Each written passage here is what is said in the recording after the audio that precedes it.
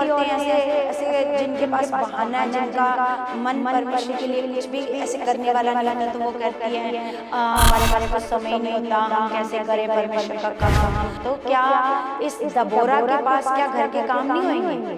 क्या इस दबोरा के बच्चे नहीं होंगे? क्या इसका पति नहीं है? इसके पति का नाम लिखा हुआ है।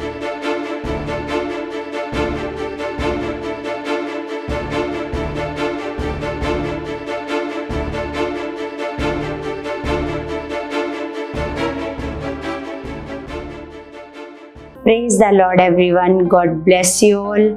परमेश्वर आपको बहुत सारी बरकतें और आशीषें मसीह में दे चुके हैं। परमेश्वर जीवित परमेश्वर है, वो ताकत का परमेश्वर है, वो हमें संभालने वाला परमेश्वर है।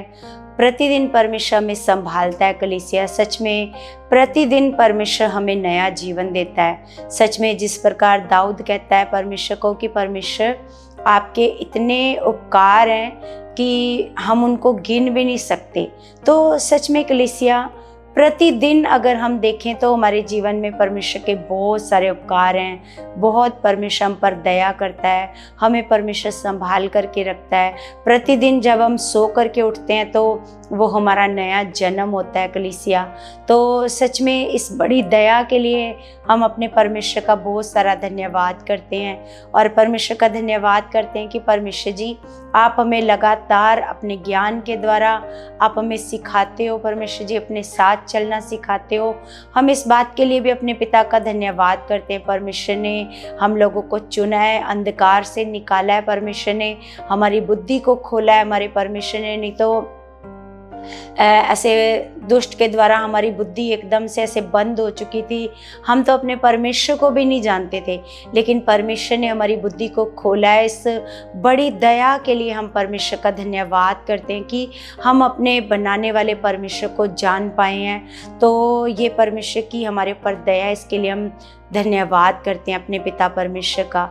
तो कलीसिया, जैसे हम देखते हैं परमेश्वर के वचनों से कि बहुत सारे लोग, जैसे स्त्रियां ऐसे प्रचार करती हैं, औरतें प्रचार करती हैं, तो कई लोग ऐसे बोलते हैं नहीं, परमेश्वर के वचन में तो लिखा है कि स्त्रियों को तो प्रचार नहीं करना चाहिए, है ना। स्त्रियों को मतलब ऐसे ऐसे सभा में क्या रहना चाहिए, ऐसे चुप रहना चाहिए। तो मतलब पौलुस ने जो कहा था उसका जो मतलब था वो ऐसे मतलब नहीं था कि स्त्रियां प्रचार ही नहीं कर सकती, है ना। तो लेकिन इसका भी इस वचन को भी अलग अलग तरीके से लोग बताते हैं कि मतलब औरतों को क्या नहीं करना चाहिए, ऐसे प्रचार नहीं करना चाहिए। तो जब हम लूका 8 अध्याय में देखते हैं, लूका की पुस्तक 8 अध्याय, तो जब यीशु मसीह गांव-गांव प्रचार कर रहे हैं, यीशु मसीह जब गांव-गांव प्रचार कर रहे हैं, तो यीशु मसीह के साथ ऐसे 12 चेले भी हैं और यीशु मसीह के साथ लिखा कुछ स्त्रियां भी हैं जिनको ऐसे प्रभु ने क्या किया, कुछ बीमारियों से चंगी हुई, कुछ दुष्ट आत्माओं से चंगी हुई, है ना। तो लिखा है वो भी यीशु मसीह के साथ थी स्त्रियां। और वो अगर स्त्रियों का प्रचार करना इतना गलत होता तो प्रभु क्यों उनको लेकर के ऐसे साथ साथ गांव-गांव नगर-नगर चलते। और लिखा वो अपनी संपत्ति के द्वारा क्या करती थी, ऐसे मतलब सेवा करती थी संपत्ति के द्वारा ना। तो सच में इसी प्रकार हम देखते हैं कलीसिया कि न्यायियों के समय में, है ना, एक स्त्री है जो क्या थी, नबिया। जैसे नबी थे तो उसी प्रकार ये स्त्री थी नबिया। लेकिन इसका मैं देखती हूँ कि बहुत कम इसका प्रचार किया जाता है। दबोरा के बारे में बहुत कम इसका प्रचार किया जाता है, क्योंकि हमारी समझ से पता नहीं मतलब क्यों इस चीज़ को इतना नहीं ऐसे बताया जाता है कि देखो पुराने समय में भी, बहुत पुराने समय में, है ना, जब न्यायियों का समय था, जब इजरायली बार बार ऐसे गुलामी में चले जाते थे, बार बार जब वो ऐसे परमेश्वर के विरुद्ध कोई काम करते थे, परमेश्वर की आज्ञाओं को नहीं मानते थे, तो वो बार बार क्या होता था, यहाँ पर तो परमेश्वर का नाम लिखा कि परमेश्वर उनको ऐसे किसी राजा का गुलाम कर देता था। कब सोच के देखो कलीसिया, जिस परमेश्वर की ये इच्छा थी, जो उनको मिस्र की गुलामी से छुड़ा करके ऐसे लाया, तो वो परमेश्वर की इच्छा नहीं है कि ये गुलामी में रहें, क्योंकि परमेश्वर तो उनको गुलामी से क्या करना चाहता है, ऐसे आज़ाद करना चाहता है। लेकिन ये क्यों बार बार ऐसे गुलामी में जा रहे हैं? इनको परमेश्वर बार बार गुलामी में नहीं लेके जा रहा, ये अपनी हठीले मन के कारण ये बार बार क्या कर रहे हैं, गुलामी में जा रहे हैं इजरायली लोग, है ना। जब ये परमेश्वर कहता है ऐसे करो, वो ऐसे नहीं करते, वो अपनी मन मर्जी करते हैं। परमेश्वर कहता है इधर को, इस मार्ग को चलो, ये मार्ग है, लेकिन उस मार्ग पर नहीं चलते, वो अपनी बुद्धि से चलना चाहते हैं, है ना। वो बुरे कामों को करते रहना चाहते हैं। जब वो अपना ऐसा हठीला मन रखते थे तो दुष्ट को, शैतान को क्या मिलता था उनके जीवन में, ऐसे कार्य करने का मौका मिलता था। और वो कभी किसी राजा के गुलाम हो जाते थे, कभी किसी राजा के ऐसे गुलाम हो जाते थे, और वो राजा उन पर काफ़ी सालों तक, 1-2 साल के लिए नहीं कलीसिया, वो काफ़ी सालों तक ऐसे गुलाम रहते थे, है ना। तो हम देखते हैं दबोरा के बारे में, दबोरा का जो करैक्टर है, तो हम न्यायों की किताब 4 अध्याय में पढ़ते हैं, जब एहूद मर गया तब इजराइलियों ने फिर यहोवा की दृष्टि में बुरा किया। तो जब एहूद, है ना, अगर हम आगे पढ़ते हैं तो एहूद का भी चरित्र है, तो जब वो मर गया तो लिखा है फिर, क्योंकि न्यायी उठते थे, उनको कुछ देर के लिए परमेश्वर के वचनों से संभाल कर रखते थे, उनको बुराई में नहीं जाने देते थे, तो तब तक ठीक रहता था। लेकिन फिर जब वो न्यायी मर जाते थे, है ना, तो मर जाता था, तो तब फिर वो अपनी मन मर्जी करने लग जाते थे, और फिर वो क्या हो जाते थे, फिर गुलाम हो जाते थे। तो जब एहूद जब तक था तो सही था, फिर उसके पीछे क्या हुआ, जब एहूद मर गया तो इजराइलियों ने फिर यहोवा की दृष्टि में क्या किया, ऐसे बुरा किया। इसलिए यहोवा ने उनको हासोर में विराजने वाले कनान के राजा याबीन के अधीन कर दिया, जिसका सेनापति सीसरा था। ये कौन से राजा के अधीन कर दिया? कनान के राजा याबीन के, और इसका जो सेनापति था उसका नाम क्या था? सीसरा। आगे लिखा, जो अन्य जातियों के हेरोशेत का निवासी था। तब इजराइलियों ने यहोवा की दुहाई दी, क्योंकि सीसरा के पास लोहे के 900 रथ थे, और वह इजराइलियों पर 20 वर्ष तक अंधेर करता रहा। अब सोच के देखो कलीसिया, अगर परमेश्वर ने इनको ऐसे गुलाम किया है, परमेश्वर ने किसी राजा के इनको अधीन किया है, फिर वो जब परमेश्वर की दुहाई देते थे, फिर कैसे परमेश्वर इनको छुड़ा ले? क्योंकि परमेश्वर की, अगर ये परमेश्वर की मर्जी है कि ये गुलाम रहें, तो फिर परमेश्वर क्यों इनको छुड़ाएगा? तो इसमें भी समझने वाली बात है। फिर जब वो दुहाई देते थे तो परमेश्वर तुरंत आकर उनको क्या करता था, ऐसे गुलामी से छुड़ाता था, है ना। तो इसका मतलब हम यहाँ से समझ पाते हैं कि ये जो गुलाम होना है, ये परमेश्वर की ओर से नहीं है, ये खुद इनकी ओर से था। इनके हठीले मन के कारण ये खुद अपने आप को दुष्ट के हाथों में, गुलामी के हाथों में सौंप देते थे। जब ये परमेश्वर की इच्छा से, आज भी कलीसिया, अगर कोई मनुष्य परमेश्वर की इच्छा से बाहर जाएगा तो शैतान को मौका लगता है कि वो उनके जीवन में कार्य करे, है ना। तो इसी प्रकार यहाँ पर हम देखते हैं कि जब उन्होंने क्या की, इजराइलियों ने यहोवा की दुहाई दी, क्योंकि सीसरा के पास लोहे के 900 रथ थे। लोहे के कितने? 900 रथ थे, और वह इजराइलियों पर 20 वर्ष तक अंधेर करता रहा। तो आगे लिखा, उस समय लपीदोत की स्त्री दबोरा, जो नबिया थी, इजराइलियों का न्याय करती थी। तो कलीसिया, ये क्या थी? मतलब नबिया, और ये क्या करती थी? इजराइलियों का क्या करती थी? ये न्याय करती थी।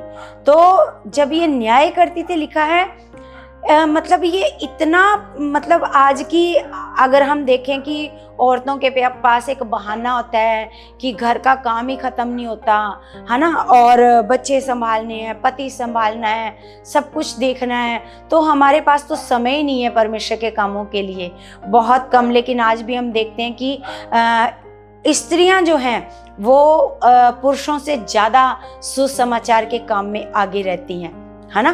तो लेकिन फिर भी कई औरतें ऐसे ऐसे जिनके पास बहाना है, जिनका मन परमेश्वर के लिए कुछ भी ऐसे करने वाला नहीं होता, तो वो कहती हैं हमारे पास तो समय ही नहीं होता, हम कैसे करें परमेश्वर का काम। इच्छा तो हमारे अंदर बहुत होती है, लेकिन हमारे पास घर को भी देखना होता है, घर के भी काम होते हैं। तो क्या इस दबोरा के पास क्या घर के काम नहीं होंगे? क्या इस दबोरा के बच्चे नहीं होंगे? क्या इसका पति नहीं है? इसके पति का नाम लिखा हुआ है, लपीदोत की स्त्री दबोरा, जो नबिया थी, इजराइलियों का न्याय करती थी। सोच के देखो ये क्या करती थी, इजराइलियों का न्याय करती थी ये, है ना।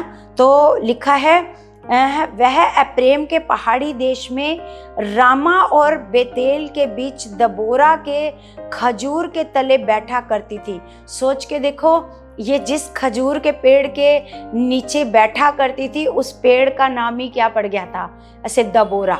जिसके पेड़ के नीचे बैठकर ये इजराइलियों का क्या करती थी, ऐसे न्याय करती थी। और उसी पेड़ का नाम, सोच के देखो कलीसिया, एक मतलब एक स्त्री है ना। अगर वो मन लगाती है परमेश्वर में, तो परमेश्वर नहीं देखता कि ये स्त्री है या पुरुष है, इसको इस्तेमाल करना है या इसको पुरुष को ही इस्तेमाल करना है और स्त्री को इस्तेमाल नहीं करना। तो सोच के देखो, ये स्त्री है और परमेश्वर इसको इस्तेमाल कर रहा है। नबिया है, मतलब नबूवत करती है, परमेश्वर की महिमा करती है, और इजराइलियों का क्या करती है, ये न्याय करती है। लिखा, और जिस पेड़ के नीचे वो बैठा करती थी, खजूर का पेड़, उस पेड़ का नाम ही दबोरा पड़ गया। और आगे लिखा, और इजराइली उसके पास न्याय के लिए जाया करते थे। उसने अबीनोम के पुत्र बाराक को केदेश नप्ताली में से बुलाकर कहा, क्या इजराइल के परमेश्वर यहोवा ने ये आज्ञा नहीं दी कि तू जाकर ताबोर पहाड़ पर चढ़ और नप्तालियों और जुबनूलियों के 10,000 पुरुषों को संग ले जा। तब मैं याबीन के सेनापति सीसरा को रथों और भीड़ भाड़ समेत किशोन नदी तक तेरी ओर खींच ले आऊंगा और उसको तेरे हाथ में कर दूंगा। अब ये नबिया है, अब परमेश्वर ने इससे बात करी है। परमेश्वर ने क्या करी है, परमेश्वर ने इससे बात करी है। इसने क्या किया, इसने बुलाया, उसने अबीनोम के पुत्र बाराक को, अब इसने किसको बुलाया है, बाराक को बुलाकर कहा, क्या परमेश्वर यहोवा ने ये आज्ञा नहीं दी? परमेश्वर ने ये आज्ञा दी थी कि तू क्या कर, 10,000 पुरुषों को ले अपने साथ, नप्तालियों और जुबनूलियों में से 10,000 पुरुषों को अपने साथ ले, और क्या कर, याबीन के सेनापति, जो ये सीसरा है, जिसके पास 900 लोहे के रथ हैं, लिखा सीसरा को रथों और भीड़ भाड़ समेत किशोन नदी तक तेरी ओर खींच लाऊंगा। परमेश्वर ने ये आज्ञा दी है। परमेश्वर ने कहा है कि जाओ 10,000 पुरुषों को अपने संग ले जाओ, और क्या करो, ये जो सीसरा है, ये इसको मैं क्या करूंगा, इसको किशोन नदी तक क्या करके लेके आऊंगा, ऐसे खींच लाऊंगा। लिखा, और उसको तेरे हाथ में कर दूंगा। जबकि देखो, ये बात परमेश्वर ने ऐसे दबोरा के ऊपर क्या कर दी है, प्रकट कर दी है। परमेश्वर ने बता दिया है कि मैं ऐसा करूंगा, तुमने बस क्या करना है, 10,000 पुरुषों को लेकर के जाना है, और मैं सीसरा को क्या करूंगा, किशोन नदी तक क्या करके लाऊंगा, और भीड़ भाड़ और रथों समेत, जो भी उसके पास भीड़ भाड़ है, रथों समेत मैं क्या करूंगा, उसको किशोन नदी तक ऐसे खींच लाऊंगा। तो मतलब परमेश्वर ने ये बात कह दी है, लेकिन फिर भी बाराक क्या कर रहा है, बाराक डर रहा है ना। तो बाराक कहता है, बाराक ने उससे कहा, यदि तू मेरे संग चलेगी तो मैं जाऊंगा, नहीं तो नहीं जाऊंगा। जबकि देखो, दबोरा ने साफ कहा है कि मेरे से परमेश्वर ने ऐसा कहा है कि मैं ऐसा करूंगा, मैं उनको तेरे हाथ में कर दूंगा। लेकिन ये डर रहा है, और डर के कह रहा है, दबोरा को कहता है, तू मेरे संग चलेगी तो मैं चलूंगा, नहीं तो मैं नहीं जाऊंगा। देखो, जबकि परमेश्वर की आज्ञा है इसके लिए, है ना। तो लिखा है, क्योंकि यहोवा सीसरा को एक स्त्री के नहीं, उसने कहा, निसंदेह मैं तेरे साथ चलूंगी। लिखा, तो भी इस यात्रा से तेरी कुछ बड़ाई ना होगी, क्योंकि यहोवा सीसरा को एक स्त्री के अधीन कर देगा। वो कहती ठीक है, मैं तेरे साथ चलूंगी, लेकिन फिर भी लड़ाई तो तू लड़ेगा, लेकिन फिर भी इसमें तेरी कोई भी बड़ाई नहीं होएगी। सीसरा को क्या करेगा, सीसरा जो सेनापति है उसको परमेश्वर क्या करेगा, एक स्त्री के अधीन कर देगा। वो पहले से क्या कर रही है, इस बात को बता रही है दबोरा। आगे लिखा, तब दबोरा उठकर बाराक के संग केदेश को गई। तब बाराक ने जुबनूल और नप्ताली के लोगों को केदेश में बुलवा लिया। लिखा, उसने उसके पीछे 10,000 पुरुष चढ़ गए और दबोरा उसके संग चढ़ गई। तो ये एक ऐसे पहाड़ पर ऐसे क्या हो गए, ऐसे चढ़ गए। हेबेर नामक केनी ने उन केनियों में से जो मूसा के साले होबाब के वंश के थे, अपने को अलग करके केदेश के पास के सानीम के बांज वृक्ष तक जाकर अपना डेरा वहीं डाला था। लिखा, जब सीसरा को ये समाचार मिला कि अबीनोम का पुत्र बाराक ताबोर पहाड़ पर चढ़ गया है, जब सीसरा को ये समाचार मिला कि बाराक क्या हो गया है, ताबोर पहाड़ पर चढ़ गया है, तब सीसरा ने अपने सब रथ, जो लोहे के 900 रथ थे, और अपने संग की सारी सेना को अन्य जातियों के हैरोशेत के किशोन नदी पर बुलवाया। तब दबोरा ने बाराक से कहा, उठ, क्योंकि आज वह दिन है जिसमें यहोवा सीसरा को तेरे हाथ में कर देगा। क्या यहोवा तेरे आगे नहीं निकला है? इस पर बाराक और उसके पीछे पीछे 10,000 पुरुष ताबोर पहाड़ से उतर पड़े। तब यहोवा ने सारे रथों वरन सारी सेना समेत सीसरा को तलवार से बाराक के सामने घबरा दिया, और सीसरा रथ पर से उतर के पांव पांव भाग चला, और बाराक ने अन्य जातियों के हैरोशेत तक रथों और सेना का पीछा किया, और तलवार से सीसरा की सारी सेना नष्ट की गई और एक भी मनुष्य ना बचा। तो हम देखते हैं कि बाराक ने क्या किया, बाराक ने सभी ऐसे सीसरा की सारी सेना को क्या कर दिया, ऐसे मार दिया। तो लिखा है एक भी मनुष्य नहीं बचा। लेकिन ये जो सीसरा था, ये अपने रथ पर से उतरकर ये ऐसे भागने लगा, ऐसे पैदल पैदल क्या करने लगा, ऐसे भागने लगा। तो लिखा है, परंतु सीसरा पांव पांव हेबेर केनी की स्त्री याइल के डेरे को भाग गया, क्योंकि हासोर के राजा याबीन और हेबेर केनी में मेल था। तो जो सीसरा का जो राजा था, है ना, तो उन दोनों का क्या था, मतलब याबीन का और हेबेर केनी का क्या था, आपस में ऐसे मेल मिलाप था, और वो उसकी पत्नी के डेरे में क्या हो गया, ऐसे चला गया। लिखा है, तब याइल सीसरा से भेंट के लिए निकलकर उससे कहने लगी, हे मेरे प्रभु, आ मेरे पास आ और ना डर। तब वह उसके पास डेरे में गया और उसने उसके ऊपर कंबल डाल दिया। तब सीसरा ने उससे कहा, मुझे प्यास लगी है, मुझे थोड़ा पानी पिला। तब उसने दूध की कुप्पी खोलकर उसे दूध पिलाया और उसको ओढ़ा दिया। तब उसने उससे कहा, डेरे के द्वार पर खड़ी रह, और यदि कोई आकर तुझसे पूछे यहाँ कोई पुरुष है, तब कहना कोई भी नहीं। इसके बाद हेबेर की स्त्री, है ना, यहाँ पर वो क्या कह रहा है, याइल को क्या कह रहा है कि तू ऐसे जो मतलब डेरा है तेरा, उसके बाहर तू खड़ी रह, क्योंकि स्त्रियों के डेरे में कोई ऐसे पुरुष ऐसे नहीं आते थे, है ना। तो उसने कहा कि जब कोई पूछेगा कोई पुरुष इधर आया, तो तूने कहना इधर कोई नहीं आया, है ना। तो वो लिखा है,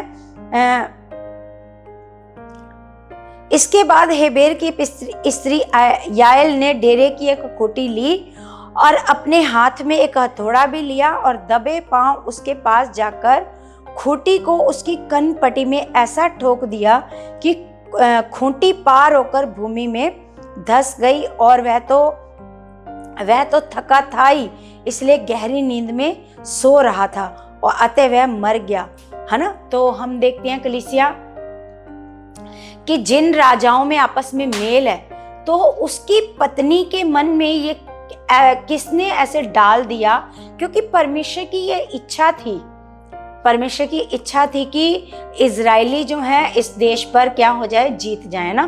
तो इस प्रकार परमेश्वर ने क्या किया, इसके मतलब उस स्त्री के मन में ऐसे डाल दिया कि, और उसने क्या किया, एक खूंटी लेकर के, जो तंबू की ऐसे खूंटी ऐसे बोलते हैं, लंबे सारे ऐसे कील को बोलते हैं, तो उसने खूंटी लेकर के ऐसे ली और एक हथौड़ा लिया और लिखा उसकी कनपटी, ऐसे बोलते हैं कनपटी, कनपटी में ऐसा ठोका कि दूसरी ओर से निकलकर वो ऐसे खूंटी क्या हो गई, ऐसे जमीन में धंस गई। और वो ऐसे थका हुआ था, उसने पूरा दिन ऐसे युद्ध किया था, लड़ाई करी थी, तो वो वहीं पर सीसरा क्या हो गया, वो मर गया। लिखा तब याएल उससे लिखा जब बाराक सीसरा का पीछा करता हुआ आया, तब याएल उससे भेंट करने के निकली और कहा, इधर आ, जिसका तू खोजी है उसको मैं तुझे दिखाऊंगी। तब उसने उसके पास जाकर क्या देखा कि सीसरा मरा पड़ा है और वह खूंटी उसकी कनपटी में गड़ी है। इस प्रकार परमेश्वर ने उस दिन कनान के राजा याबीन को इजराइलियों के सामने नीचा दिखाया और इजराइली कनान के राजा याबीन पर प्रबल होते गए, यहाँ तक कि उन्होंने कनान के राजा याबीन को नष्ट कर डाला। तो हम देखते हैं कलीसिया, जब इजरायली लोग परमेश्वर की आज्ञाओं से बाहर जाते थे तो वो खुद ही मुसीबतों में पड़ते थे, खुद ही गुलामी में पड़ते थे, खुद ही वो अपने दुखों का कारण बनते थे। और जब वो परमेश्वर के पास आते थे, दुहाई देते थे, तो परमेश्वर किस प्रकार योजना बनाकर, परमेश्वर किस प्रकार उनको किसी को भी यूज करके, किसी का भी ऐसे इस्तेमाल करके परमेश्वर क्या करता था, परमेश्वर उनको क्या करता था, गुलामी से ऐसे छुड़ाता था। परमेश्वर उनको दुखों से क्या करता था, छुड़ाता था। अगर सोच के देखो, अगर परमेश्वर खुद ही इनको दुख देने वाला होता तो परमेश्वर क्यों उनकी प्रार्थना को सुनकर उनको उनके दुखों से छुड़ाता। तो इस प्रकार कलीसिया, ये जो लोगों के पास जो सही ज्ञान ना होना है, तो इसी प्रकार वो लोग ऐसे सोचते रहते हैं कि ये सारा जो इजराइलियों पर कष्ट आ रहा था, ये परमेश्वर कर रहा था इनके साथ, जितना गलत हो रहा था इनके जीवन में ये परमेश्वर कर रहा था, परमेश्वर इनको गुलामी में लेकर के जा रहा था। लेकिन सच में हम देखते हैं कलीसिया, इसमें हम सीखते हैं पहले तो कि परमेश्वर के लिए अगर परमेश्वर ने किसी को यूज करना है तो उसके लिए स्त्री और पुरुष कोई मायने नहीं रखता। जो अपने मन को तैयार करेगा, जो अपने रिश्ते को परमेश्वर के साथ क्या करेगा, ऐसे स्ट्रॉन्ग करेगा, मजबूत करेगा, तो परमेश्वर उसको क्या करेंगे, परमेश्वर उसको इस्तेमाल करेंगे, है ना। तो यहाँ पर जिस प्रकार परमेश्वर ने क्या किया, दबोरा को क्या किया, दबोरा के द्वारा, दबोरा के ऊपर वो भेद को क्या किया, वो परमेश्वर ने उस बात को प्रकट किया कि अब परमेश्वर क्या करेगा, परमेश्वर आपको गुलामी से छुड़ाएगा, तूने बस ऐसे ऐसे ऐसे करना है। सब कुछ परमेश्वर ने उस दबोरा को क्या किया, ऐसे बताया कि किस प्रकार से परमेश्वर तुम लोगों को ऐसे कनान देश के राजा के ऊपर क्या करेगा, याबीन के ऊपर ऐसे जीत दिलवाएगा, है ना। तो हम देखते हैं कलीसिया कि परमेश्वर एक दयालु परमेश्वर है, अति करुणामय परमेश्वर है। वो परमेश्वर महान परमेश्वर है, वो अपने बच्चों की प्रार्थनाओं को सुनने वाला परमेश्वर है। अगर आज भी आप परमेश्वर से दुआ करते हो, प्रार्थना करते हो, तो परमेश्वर आज भी छुड़ाने वाला परमेश्वर है, आज भी परमेश्वर चंगा करने वाला परमेश्वर है। वो आपको हालातों से निकालता है, वो आपके लिए मार्ग निकालता है, वो किसी के मन में भी डालता है, किसी को भी परमेश्वर इस्तेमाल करता है। वो मतलब आपको छुड़ाने के लिए खुदा अपने दास दासियों के ऊपर प्रकट करता है कि आप किस प्रकार से ऐसे हालातों से निकलोगे, किस प्रकार से दुखों से निकलोगे, आपको क्या करना चाहिए, आपको कैसा विश्वास करना चाहिए। तो सच में कलीसिया, अगर आप आगे पढ़ोगे तो किस प्रकार दबोरा ने ऐसे गीत गाया, है ना। दबोरा ने ऐसे, जब परमेश्वर ने इजराइलियों को गुलामी से छुड़ाया, है ना, परमेश्वर ने इजराइलियों को जीत दिलाई, है ना, तो किस प्रकार से इसने दबोरा ने ऐसे परमेश्वर के लिए, अगर आप देखोगे तो इसने कितना बड़ा गीत गाया। आप देखो 5 अध्याय में दबोरा ने ये गीत गाया, कितना सारा बड़ा, कितना, अगर हम देखते हैं कि देखो यहाँ तक पूरा 5 अध्याय ही उसने ये परमेश्वर की महिमा के लिए क्या किया है, ऐसे गीत को गाया, उसकी महिमा करी है। क्योंकि दबोरा जानती है कि इसमें हमारी कोई योग्यता नहीं है, जो कुछ भी किया है वो किसने किया है, परमेश्वर ने किया। क्योंकि आज भी हम देखते हैं कि जब परमेश्वर कार्य करता है तो सारी महिमा किसकी होती है? क्योंकि जो परमेश्वर के खुदा के दास दासी हैं वो तो एक मनुष्य है, वो तो कुछ भी नहीं कर सकते, लेकिन परमेश्वर की ये दया है कि परमेश्वर उनको इस्तेमाल करता है, परमेश्वर उनको इस्तेमाल करता है और परमेश्वर उनके द्वारा लाखों लाखों लोगों को बीमारियों से चंगा करता है ना, नशों से चंगा करता है, दुखों से आज़ाद करता है, कलेशों से आज़ाद करता है, परमेश्वर उनको इस्तेमाल करता है। तो इसमें सारी महिमा किसकी होनी चाहिए? इसमें सारी महिमा उस सच्चे परमेश्वर की होनी चाहिए, जो जीवित परमेश्वर है, जो इतने बड़े कार्य को करता है। वो चाहता है, वो आपको कभी भी गुलामी में नहीं देखना चाहता, कभी भी हालातों में नहीं देखना चाहता। परमेश्वर आपको छुड़ाना चाहता है, परमेश्वर आपको दुखों से आज़ाद करना चाहता है। बस आपको खुदा के पास जाने की ज़रूरत है, उसके आगे घुटने टेकने की ज़रूरत है, उसके पास सच्चा हृदय लेकर के जाने की ज़रूरत है। वो तैयार बैठा है कलीसिया आपको दुखों से आज़ाद करने के लिए, आपको कलेशों से आज़ाद करने के लिए, है ना। तो आपने ऐसे परमेश्वर के वचन से ऐसे सीखते जाना है, बढ़ते जाना है, परमेश्वर में अपने रिश्ते को खुदा के साथ एक मजबूत करना है, ताकि आप बार बार परमेश्वर के वचनों से दाएं बाएं ना मुड़ो। बस परमेश्वर जैसा कहता है वैसा परमेश्वर के साथ ऐसे चलते जाओ और परमेश्वर आपको बहुत सारा ऐसे आशीषों और बरकतों से भर चुके हैं यीशु मसीह के नाम से।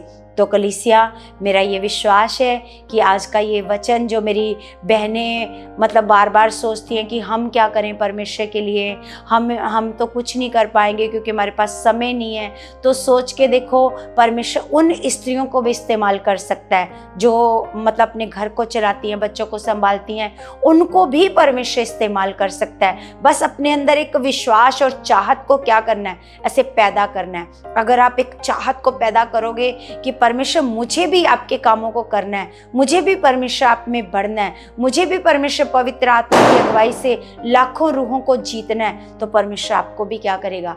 परमेश्वर चाहे आप घर में बैठे हो, आप फोन के द्वारा लाखों रूहें बचा सकते हो। बस एक रूहें बचाने वाला एक मन होना चाहिए, बाकी रास्ता परमेश्वर आपके लिए खोलेगा। परमेश्वर खुद आपके लिए उन लोगों को भेजेगा परमेश्वर जो नाश हो जाते हैं अगर वो आपसे बातें ना करते। तो सच में कलीसिया, कोई भी काम परमेश्वर के लिए कठिन नहीं है। अगर जिनके अंदर चाहत है, जो काम परमेश्वर का करना चाहते, लेकिन वो कहती हम तो घर से बाहर ही नहीं निकल सकते, अगर वो चाहत करेंगे तो परमेश्वर उनके लिए घर में ही परमेश्वर सुसमाचार के द्वारों को क्या कर देगा, ऐसे खोल देगा। तो सच में वो महान परमेश्वर है। और सच में कलीसिया, आपने क्या करना है, जैसे मैं रिक्वेस्ट करती हूँ कि आपने हमारे चैनल को क्या करना है, ज़्यादा से ज़्यादा, मैं देखती हूँ कलीसिया बहुत कम ऐसे लोग परमेश्वर के वचनों को सुनना पसंद करते हैं, क्योंकि ये खास वचन है और ये अगर वचन सुनोगे तो सच में आपकी ज़िंदगियां बदल जाएंगी। लेकिन आपके अंदर एक इंटरेस्ट नहीं आता, आप पूरी वीडियो को नहीं सुनना चाहते। आप पूरी वीडियो को सुनो, तभी तो परमेश्वर के वचन आपको समझ में आएंगे। अगर आप थोड़ा सा सुन के और वीडियो को छोड़ के चले जाओगे तो किस प्रकार आपको परमेश्वर के वचन समझ में आएंगे। तो आपने पूरी वीडियो को ऐसे सुनना है कलीसिया, और एक बार नहीं समझ में आता तो दोबारा भी हम उसको ऐसे सुनेंगे, तो फिर दोबारा सुनेंगे तो और अच्छे से समझ आएगा, फिर सुनेंगे तो और अच्छे से समझ में आएगा। एक बार तो कुछ भी हम लोगों को नहीं समझ में आता। तो अगर आप इस वीडियो को बार बार निकाल कर सुनोगे तो बहुत गहरी बातें, मेरा विश्वास है परमेश्वर आपको बहुत गहरी बातें इन वीडियो से आपको सिखा चुके हैं यीशु के नाम से।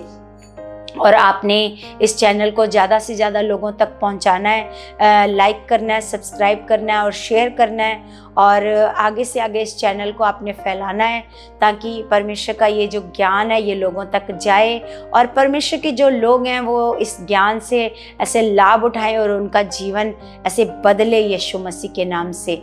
तो मेरा विश्वास है कलीसिया, आप ऐसा कर चुके हो और इन कामों से परमेश्वर आपको बहुत सारा ऐसे ब्लेस कर चुके हैं यीशु के नाम से। तो अब हम अपने हाथों को उठाते हैं, प्रार्थना करते हैं उन लोगों के लिए। तो सच में हम अपने हाथों को उठाते हैं कलीसिया, आप भी कलीसिया जो वीडियो को देख रहे हो, आप भी मेरे साथ इस प्रार्थना में शामिल हो जाओ। स्वर्गीय पिता, मैं आपका धन्यवाद करती हूँ परमेश्वर, आप महान और जीवित परमेश्वर हो, आप जिंदा खुदा हो, आप ताकत के परमेश्वर हो खुदा, आप हमारे बीच में मौजूद हो परमेश्वर जी। मेरे स्वर्गीय पिता, मैं तेरे सारे बच्चों के लिए दुआ करती हूँ, प्रार्थना करती हूँ मेरे खुदावन, तेरे बच्चों को मैं सामर्थ्य और बलवंत हाथ में सौंपती हूँ खुदावन। परमेश्वर, मैं विश्वास करती हूँ पिता, जिन बच्चों के, तेरे बच्चों के काम रुके हुए हैं खुदावन, परमेश्वर वो उनके लिए मार्ग खुल जाए मेरे खुदावन। तेरा वचन कहता है अगर पृथ्वी पर 2 जन एक मन होकर आपसे कुछ मांगते हैं तो परमेश्वर आप उस प्रार्थना को सुनकर उसका उत्तर देते हो मेरे खुदावन। परमेश्वर, में एक मन होकर आपके पास आते हैं मेरे परमेश्वर जी। पिता परमेश्वर, ये जो बच्चे इस वीडियो को सुन रहे हैं परमेश्वर, इनमें से अगर कोई दुखी है, बीमार है, परेशान है, हालातों में पड़े हैं परमेश्वर, तंगियों में, गरीबी में पड़े हैं खुदावन, तो मैं इन बच्चों के लिए प्रार्थना करती हूँ खुदावन। मेरा ये विश्वास है परमेश्वर, आज की ये प्रार्थना इनके जीवन में बड़ा प्रतिफल लेके आ चुकी है, बड़ा रिजल्ट लेके आ चुकी है मेरे खुदावन।